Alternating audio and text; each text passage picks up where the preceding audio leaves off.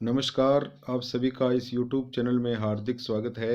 आज हम कक्षा 12 भूगोल अध्याय 6 विश्व मानव अधिवास पार्ट 7 का अध्ययन करेंगे। आइए शुरुआत करते हैं। आज हमारा टॉपिक है नगरीय अधिवासों की समस्याएं, यानी नगरीय अधिवासों में किन किन समस्याओं का सामना करना पड़ता है। सर्वप्रथम हम देखते हैं 1 नंबर, अत्यधिक जनसंख्या घनत्व एवं नगरों का बढ़ता आकार। घनत्व जैसा कि अपने जानते हैं, प्रति वर्ग किलोमीटर में निवास करने वाले लोगों की संख्या को जनसंख्या घनत्व कहते हैं। वैसे जनसंख्या घनत्व के कई प्रकार हैं। एवं नगरों का बढ़ता आकार, यानी नगरों का आकार बढ़ रहा है। ग्रामीण क्षेत्रों से अधिक संख्या में लोग आकर के नगरों में बस रहे हैं रोजगार के लिए। आइए देखते हैं, कृषि क्षेत्रों में मशीनीकरण, शिक्षा का विकास और ग्रामीण क्षेत्रों में जनसंख्या वृद्धि के कारण रोजगार की कमी होने से युवा शक्ति रोजगार की तलाश, नौकरियों के लिए नगरों में बसने लगी है। यानी कृषि के क्षेत्र में मशीनीकरण हो गया, यंत्रों से काम होने लगा है, शिक्षा का विकास हो गया, लोग शिक्षित हो गए, ग्रामीण क्षेत्रों में जनसंख्या की वृद्धि हो रही है, तो इसके कारण रोजगार की कमी जो हो रही है, इस कारण से युवा शक्ति है वो रोजगार की तलाश के लिए, नौकरियों के लिए नगरों में बसने लगी है। आगे देखते हैं,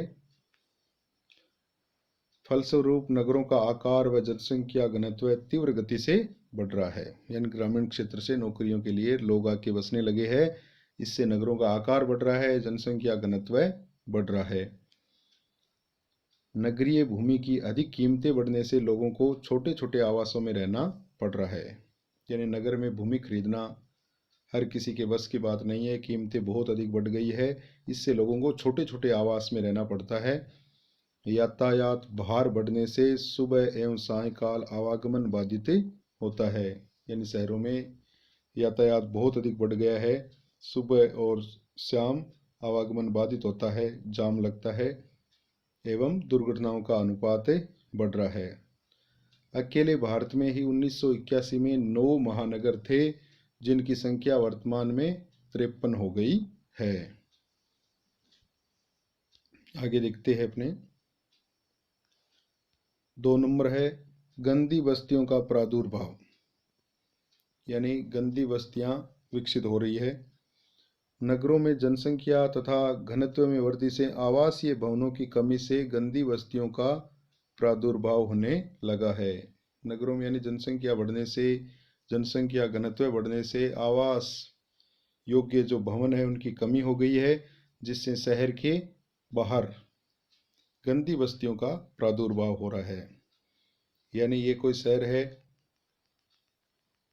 तो यहाँ पर काफ़ी सघन लोग बसे हुए हैं, ज़मीन का भाव बहुत अधिक है, तो गांव से जो गरीब लोग आते जाते हैं वो शहरों में महंगी ज़मीन खरीद नहीं पाते हैं, इसलिए वो शहर के पास में ही यहाँ पर बसना शुरू कर देते हैं, जहाँ पर न प्रकाश की व्यवस्था होती है, न बिजली की व्यवस्था होती है, न स्वच्छ पानी होता है, मूलभूत सुविधाओं से ये वंचित होते हैं और ये गंदी बस्तियाँ हो जाती है।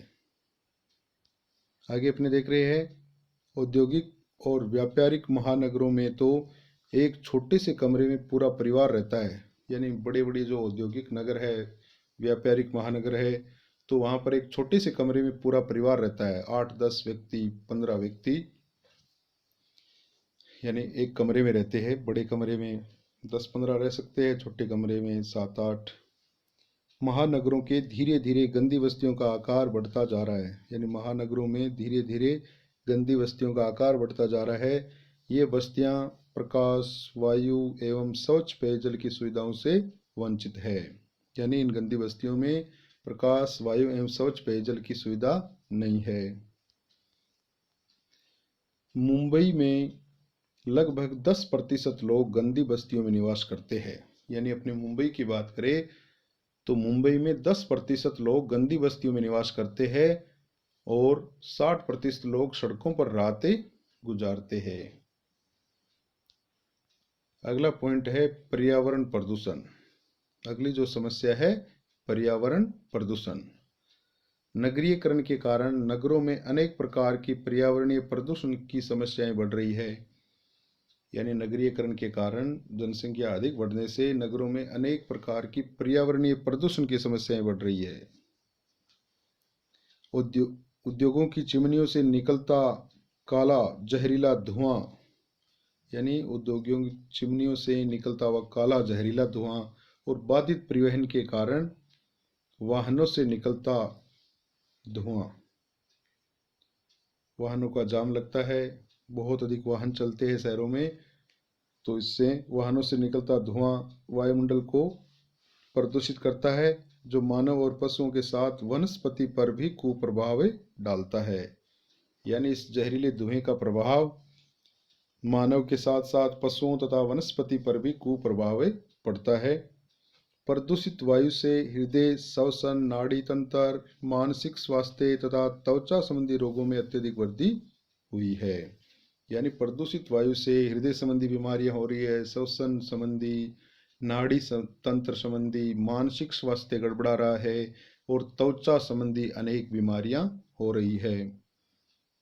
टोक्यो जो जापान में है, में तो वायु प्रदूषण इतना हो गया है कि व्यक्ति को बीच बीच में कृत्रिम ऑक्सीजन गैस लेनी पड़ती है। यानी टोक्यो में इतना वायु प्रदूषण हो गया है कि व्यक्ति को बीच बीच में कृत्रिम ऑक्सीजन गैस लेनी पड़ती है। भारत में दिल्ली, मुंबई तथा कोलकाता में कुछ वर्षों में ही वायु प्रदूषण 2 गुना हो गया है। यानी भारत की बात करें तो दिल्ली, मुंबई तथा कोलकाता में कुछ वर्षों में ही वायु प्रदूषण है वो दुगना हो गया है। अगला जो पॉइंट है अपने उपभोक्ता वस्तुओं का उच्च मूल्य। नगरों में जो समस्या है उपभोक्ता वस्तुओं का उच्च मूल्य। नगरों में दैनिक उपभोग की वस्तुओं जैसे दूध, घी, फल, सब्जी आदि समीपवर्ती ग्रामीण क्षेत्रों से आती है।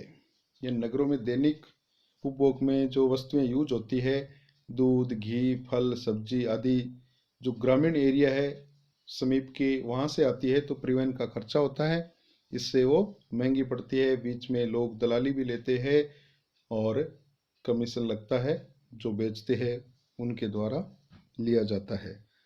दूर क्षेत्रों से लाने में परिवहन व दलाली और मुनाफा वसूली से ये पदार्थ महंगे होने से उच्च मूल्य पर उपलब्ध होते हैं। जैसा कि अपने बात की कि परिवहन का वे होता है, दलाली और मुनाफा वसूली से ये पदार्थ महंगे होने से उच्च मूल्य पर उपलब्ध होते हैं, लोगों को उच्च मूल्य देना पड़ता है।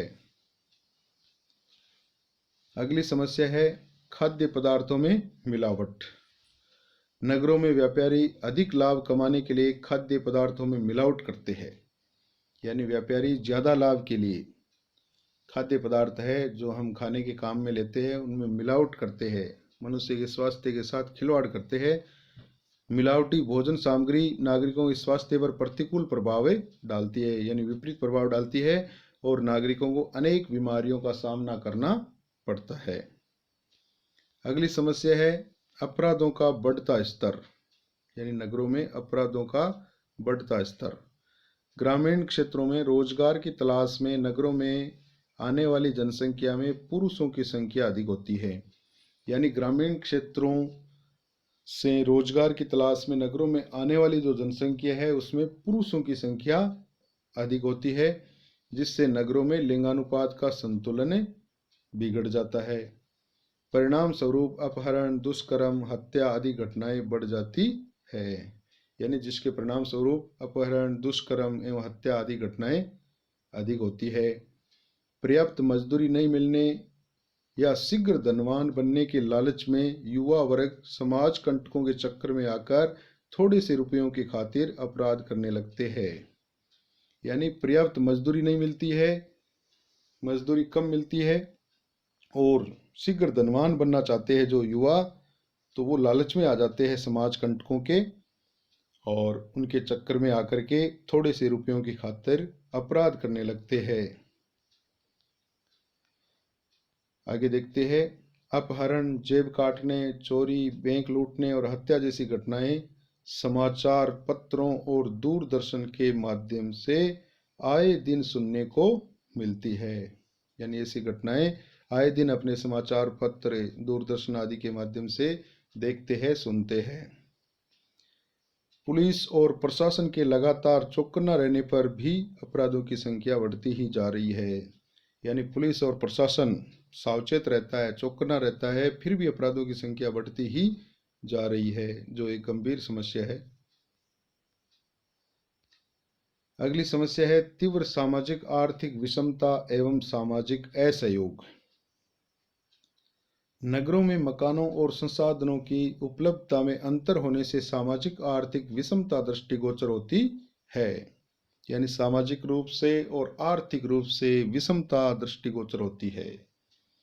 सामाजिक रूप से भी पिछड़े हुए और अति शिक्षित, आर्थिक रूप से भी गरीब और बहुत अधिक धनवान लोग। तो व्यक्तिगत स्वार्थ से प्रेरित होने के कारण सामाजिक सहयोग का अभाव पाया जाता है। शहरों के लोगों में सामाजिकता की भावना कम होती है, जैसा कि ग्रामीण क्षेत्रों में देखने को मिलती है। वैसी सामाजिकता की भावना, सहयोग की भावना शहरों में देखने को नहीं मिलती है। महानगरों में एक तरफ गगनचुंबी विशाल वातानुकूलित इमारतें दिखाई देती है। यानी महानगरों में अपने देखें तो एक तरफ तो बहुत ऊंची विशाल वातानुकूलित इमारतें देखने को मिलती है, एसी लगी हुई। दूसरी तरफ अपने देखते हैं तो फुटपाथ में खुले आसमान के नीचे जीवन का संघर्ष दिखाई देता है। यानी एक तरफ तो बड़ी बड़ी बिल्डिंगें हैं, उनमें लोग सभी सुख सुविधाओं के साथ रहते हैं, और दूसरी तरफ अपने देखते हैं तो बेचारे गरीब लोग फुटपाथ पर खुले आसमान के नीचे सोते हैं। आगे अपने देखते हैं अगली समस्या है स्वास्थ्य एवं चिकित्सा सुविधाओं की कमी। नगरों में जनसंख्या वृद्धि के कारण प्रदूषण बढ़ने से नागरिक रोगग्रस्त हो जाते हैं। यानी नगरों में जनसंख्या वृद्धि हो रही है, जनसंख्या बहुत अधिक बढ़ रही है, बाहर से गांव से आकर के लोग बस रहे हैं, और बहुत अधिक वाहन होने से कल कारखानों के कारण प्रदूषण बढ़ रहा है, जिससे नागरिक है वो अनेक बीमारियों से ग्रसित हो रहे हैं। जनसंख्या के अनुपात में चिकित्सा और चिकित्सालयों की कमी होती है। नगरों में यानी जनसंख्या के अनुपात में हॉस्पिटल आदि नहीं होते हैं, कमी होती है सरकारी हॉस्पिटलों की। निजी महंगी चिकित्सा सुविधा आम जनता की पहुंच से बाहर हो जाती है। निजी हॉस्पिटल में इलाज कराते हैं तो बहुत अधिक खर्चा लगता है, जो आम जनता के बस की बातें नहीं है।